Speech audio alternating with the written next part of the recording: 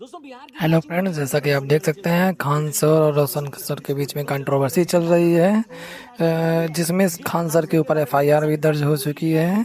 तो नीचे दिए गए वीडियो को देखिए और बताइए कि इसमें किसकी गलती है और कौन इसका दोषी है। तो हमको और ज्ञान बिंदु को बर्बाद करने का साजिश है। दोस्तों, बात है 2 जून की, जहां रात को ही एक गोलीबारी की खबर सामने आई। पटना के कदमकुआं थाना इलाके में बने खान सर के इंस्टीट्यूशन पर 15 से 20 उपद्रवियों ने अचानक से हमला कर दिया, ऐसा बोला जा रहा है। वहां जमकर पत्थरबाजी हुई, तोड़फोड़ हुई, पोस्टर्स भी फाड़ दिए गए। इस हमले में खान सर के इंस्टीट्यूशन का एक गार्ड भी गंभीर रूप से घायल हो गया। खान सर ने आरोप लगाया कि उनके बढ़ते दबदबे और बेहद कम फीस से बेहतर एजुकेशन देने की वजह से राइवल कोचिंग इंस्टीट्यूशन उनसे चिढ़ते हैं। सस्ते फीस में क्यों पढ़ा रहे हो कि इतना रिजल्ट हो जाएगा। यहाँ पे मेन यही है कि इतने कम फी में इतने लोगों को ना पढ़ाया जाए। तो अब प्रशासन से भी कहते हैं कि सिक्योरिटी ध्यान में रखा जाए, क्योंकि गरीब को भी पढ़ने का अधिकार है। इसके साथ खान सर ने यह भी कहा कि गोलीबारी भी हुई। खैर, पुलिस में एफआईआर दर्ज हुई। उसके बाद नाम आया कि पास के ही एक इंस्टीट्यूशन से कुछ लोग आए और ये तोड़फोड़ हुई और ये सारी बातें हुई और गिरफ्तारियां भी हुई। अब बात ये कि किसी की शिकायत पर कैसे पुलिस किसी को गिरफ्तार कर लेगी, बताइए। इस पे चर्चा हो रही है, कहने का मतलब है। 2 जून 2026 की रात खान सर के coaching institute Khan global studies पर जो हमला और तोड़फोड़ हुई, उसकी पूरी घटना वहां लगे सीसीटीवी कैमरों में भी रिकॉर्ड हो गई। बगल के कोचिंग इंस्टीट्यूट के कुछ लोगों का नाम भी इसमें जोड़ा गया। फुटेज में साफ दिख रहा है कि कैसे भीड़ ने गेट को तोड़ा, वहां लगे सम्मान समारोह के पोस्टर्स फाड़े और गार्ड्स पर भी शायद हमला हुआ। पुलिस की शुरुआती जांच के अनुसार यह हमला अचानक नहीं था, बल्कि बिजनेस राइवलरी के कारण की गई प्लानिंग भी हो सकती है। पुलिस ने रोशन आनंद को इस पूरी कॉन्स्पिरेसी के मुख्य आरोपी के तौर पर गिरफ्तार किया और इसी के आधार पर उन्हें और उनके साथियों को गिरफ्तार करके जेल भेजा गया। अब कहानी यहां तक तो साफ थी, लेकिन इसके बाद एकदम से मामला पलट गया जब यह पता लगा, नया बवाल सामने आया। रोशन आनंद की गिरफ्तारी के बाद जब ज्ञान बिंदु कोचिंग के स्टूडेंट सड़कों पर उतरे और विरोध प्रदर्शन किया, तो उन्होंने पुलिस के सामने एक नया वीडियो सबूत पेश किया। वो खान सर का ही फायर लोगों ने किया है, उनका जो स्टाफ है उनका खुद उनका स्टाफ ही फायर किया। बैनर को मतलब बैनर के लेके एक तरह का हुआ, मतलब बैनर क्या रोशन सर के जो बैनर था उनको मतलब तोप दिया गया था, इसके लिए मतलब विवाद हो गया था। इस वीडियो ने केस का पासा पलट दिया। ज्ञान बिंदु की तरफ से जारी इस वीडियो में कहा गया है कि खान सर के प्राइवेट सिक्योरिटी गार्ड्स ने फायरिंग की है। पुलिस ने जब इस वीडियो के आधार पर खान सर के गार्ड्स को लेकर पूछताछ किया, तो उन्होंने कबूल किया कि पथराव के जवाब में गोलियां चलाई गई थी। गार्ड्स ने पुलिस को दिए गए बयान में आरोप लगाया कि उन्हें गोली चलाने का आदेश दिया गया था। इसी बयान को आधार बनाकर पुलिस ने खान सर के खिलाफ भी कुछ केस दर्ज किए हैं। तो क्या खान सर की गिरफ्तारी होगी सर? जैसे मैंने आप लोग को बताया कि जिस तरह का लोग एविडेंस आएगा उस सबसे कार्रवाई होगी, और इसमें जिसके ऊपर भी एविडेंस आएगा, विधि व्यवस्था या अपराध में जिसके ऊपर भी होगी, उन सब पे सख्त कार्रवाई की जाएगी।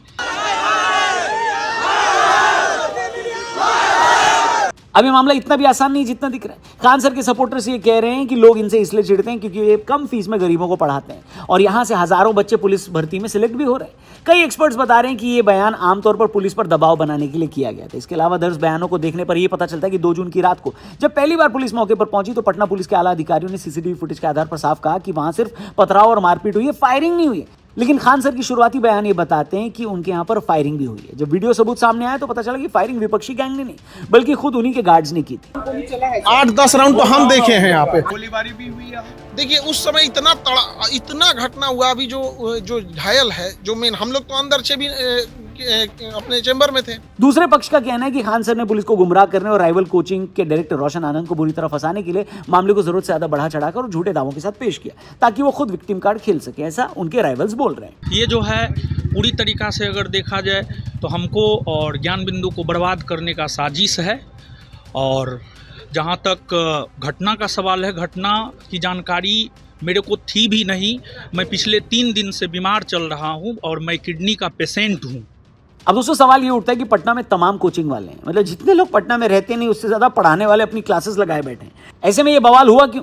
तो भाई इसके पीछे सिर्फ और सिर्फ बच्चों के एनरोलमेंट्स और नए बैच में बच्चों को पढ़ाने का गेम काम करता है। अगर दोनों इंस्टीट्यूशंस के ट्रैक रिकॉर्ड, फीस और दावों का फैक्चुअल एनालिसिस किया जाए तो कुछ लोग ये कह रहे हैं कि ज्ञान बिंदु कई मायनों में खान सर के इंस्टीट्यूट को कड़ी टक्कर देता रहा है। पटना के कोचिंग हब्स में ये बात मानी जाती है कि नॉर्मल कॉम्पिटिटिव एग्जाम्स के लिए ज्ञान बिंदु का रिजल्ट काफी मजबूत रहा है। अभी बिहार पुलिस कांस्टेबल भर्ती परीक्षा के नतीजों में भी ज्ञान बिंदु के स्टूडेंट्स ने बड़े पैमाने पर सक्सेस हासिल की है, जिसके बाद इंस्टीट्यूट ने एक बड़ा प्रतिभा सम्मान समारोह भी ऑर्गेनाइज किया था। इसलिए इनके सपोर्टर्स का कहना है कि मीडिया में आमतौर पर यह नैरेटिव है कि खान सर ही सबसे सस्ती एजुकेशन देते हैं, लेकिन पटना के जमीनी कोचिंग मार्केट में हम भी बेहद एग्रेसिव लो कॉस्ट मॉडल अपना रखे हैं।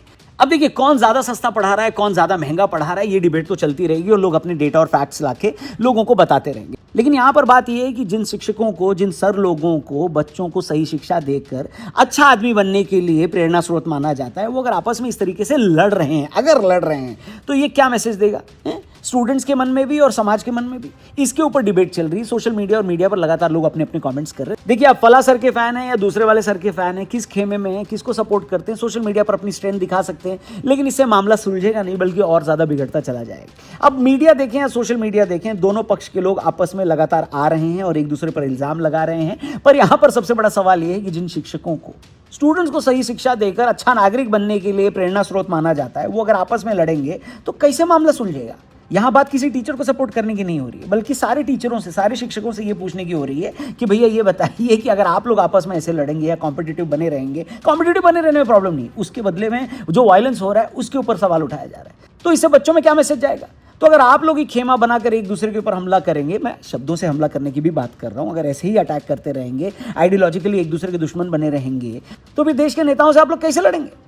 इसलिए दोस्तों, मामला चाहे जो भी हो, जांच सही तरीके से होनी चाहिए, जिसने भी कानून तोड़ा है उसको सजा मिलनी चाहिए। लेकिन टीचर से हम ये रिक्वेस्ट करते हैं कि भैया स्टूडेंट्स के भविष्य की खातिर आप लोग तो कम से कम आपस में न लड़ें, क्योंकि अगर आप लोग आपस में नहीं लड़ेंगे और एकजुट होंगे तो आपके बच्चे भी एकजुट होंगे और आप सारे लोग मिलकर इस करप्ट सिस्टम के खिलाफ आवाज भी उठा सकेंगे और इसको बदलने में मदद भी कर सकेंगे। वरना अगर इस तरीके से ही लड़ाई होती रही कोचिंग वालों के बीच आपस में, तो देश में कोचिंग माफिया का राज हो गया। मीडिया तो ये बोलेगा ही, और मीडिया कई सारी ऐसी बातें भी खोद खोद कर निकालेगा जो सही नहीं होंगी और लोगों के सामने आएंगी, तो आप ही लोगों का रेपुटेशन धूमिल होगा। इसलिए यहां पर सबसे जरूरी बात समझनी यह है कि अगर आपस में लड़ाई कम होगी, तभी तो सिस्टम से जो लड़ाई लड़ने की कोशिश की जा रही है वो बढ़ेगी और अपने अंजाम तक पहुंचेगी। वरना आप ही लोगों के बयानों को और झगड़ों को ऐसे दिखाया जाएगा आगे रख के, और असली मुद्दा पीछे रह जाएगा। वैसे आप इस बारे में क्या सोचते हैं दोस्तों? कमेंट करके अपनी राय जरूर दीजिएगा। एक कोचिंग इंस्टीट्यूट वर्सेस दूसरा कोचिंग इंस्टीट्यूट, एक सर वर्सेस दूसरा सर, इसके ऊपर आप किस तरफ हैं और क्या लगता है आपको गलती किसकी है? एक मिनट, क्या लगता है? आप जांच एजेंसी तो है नहीं, लेकिन सोशल मीडिया पर देखकर, सुनकर, पढ़कर, या फिर अगर आप उस जगह पर ही हैं, यानी पटना से ही हैं, तो इस बारे में जरा कमेंट करके हमें जरूर बताइएगा कि आपको क्या लगता है, किसका पक्ष स्ट्रांग है या सच है और किसका कमजोर है या असत्य है। इस बारे में अगर आप अपने विचार रखना चाहें, कमेंट सेक्शन में बिल्कुल लिखिएगा। चैनल को भी सब्सक्राइब करिएगा। लड़ाई झगड़ा मत करिए भाई साहब, एक ही देश में है, साथ में मिलकर इसको सुधारना है, आगे लेकर जाना है, काहे को लड़ना।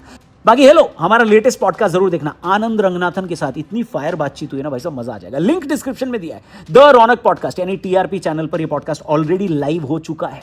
इतने सारे लोगों ने देखा, शेयर किया कि मैं बता नहीं सकता आपको। इनफैक्ट इसके ट्रेलर के साथ आपको छोड़े जा रहा हूं, जरूर देखना। इस चैनल को भी सब्सक्राइब करना। Thank you for watching. जय Hind. Do you support cockroach Janata party? जितने भी ये एक्टिविस्ट होते हैं, ये कहते हैं we speak truth to power, truth to power. तो You don't speak truth to power because for you, person in power is only Modi. जब ममता पावर में थी, जर्नलिस्ट को अरेस्ट कर रही थी, एक्टिविस्ट को जेल में डाल रही थी यूएपीए में, जब आम आदमी पार्टी केजरीवाल अरेस्ट कर रहा था SC/ST एक्ट में जिसने शीश महल एक्सपोज किया, महाराष्ट्र में महाविकास अघाड़ी थी, people were arrested, thrown in jail for 40 days for calling somebody penguin, तब वो पावर में नहीं थे। मैं बत्ती बना के डाल दूंगा ट्रूथ टू पावर तुम्हारी। नहीं भाई, आजकल ये सारी चीजें काट दिया करो, तुम तो बच जाते हो, गाली मुझे पड़ती है। तो एज एन इंस्टीट्यूशन आप आरएसएस को रिस्पेक्ट करते हो, मानते हो? एनॉर्मसली। ठीक। इस देश को अगर सही उस पे लाना है ना, पटरी पे, तो आरएसएस ही ला सकता है। यार ये तो बहुत ही एंटी राहुल गांधी बोला। Who the hell is Rahul Gandhi in terms of the timeline of this country? यार बन सकते हैं यार फ्यूचर पीएम हैं, मतलब बोल क्या इंडिया के?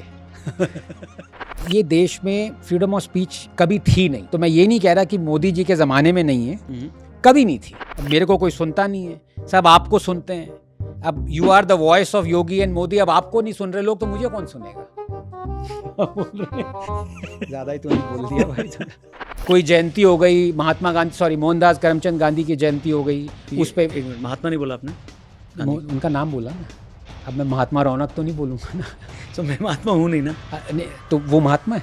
आंसर नहीं, मैं हम तो बचपन से यही बोलते हैं। बचपन से तो आप बहुत चीजें बोलते आ रहे हैं। इसको काट देना यार, ये फंस जाएंगे शादीशुदा आदमी।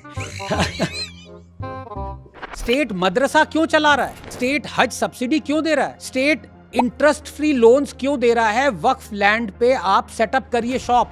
BJP is not anti Hindu, but it's not pro Hindu. ठीक है, it's not like Congress blatantly anti Hindu. गाली को सपोर्ट करते हैं आप फिल्मों में? ऑफ कोर्स, दिन भर गाली देता हूँ यार, क्यों नहीं सपोर्ट करूंगा? देते हैं आप गाली? हाँ, वो कैसी बात कर रहे हो? ड्राइव ही नहीं करते दिल्ली में। दे सकते हो आप, कैमरे पे दिया आपने कभी?